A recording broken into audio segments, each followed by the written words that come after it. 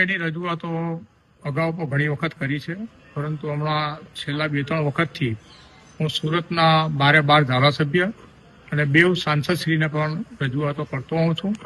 Mayor, deputy mayor, municipal commissioner, standing chairman, police commissioner આ બધાને તો કરું જ છું, પણ સાથે 12 ધારાસભ્યોને પણ હું જોડું છું કે ભાઈ અમારા ધારાસભ્યનું કદાચ જોર ઓછું પડતું હોય વોલ સિટી માટે તો આપ પણ અમારા સપોર્ટમાં આવો, વોલ સિટીને બચાવો ગમે એમ કરીને, એવી મારી પ્રયત્ન હોય. સૌથી મોટી સમસ્યા અમારે ત્યાં મૂળ સુરતીઓને જે સુરત છોડીને જવું પડે છે એ મોટી સમસ્યા છે ને એનું કારણ વોલ સિટીમાં મલ્ટીલેયર પાર્કિંગનો અભાવ છે અને દબાણને કારણે આ સમસ્યા ઊભી થાય છે. વરાછાની પ્રજા લડાયક છે, વરાછાના ધારાસભ્ય લડાયક છે.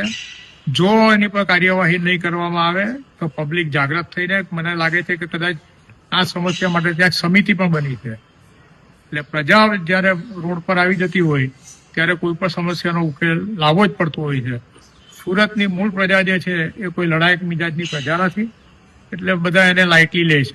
એ અમારા માટે શરમજનક છે. હું આ વિસ્તારનો કોર્પોરેટર રહી ચૂક્યો છું, પણ એક વાતની ખુશી છે કે દરેક વખતે મેં આ અંગે પ્રયત્ન કરેલા છે.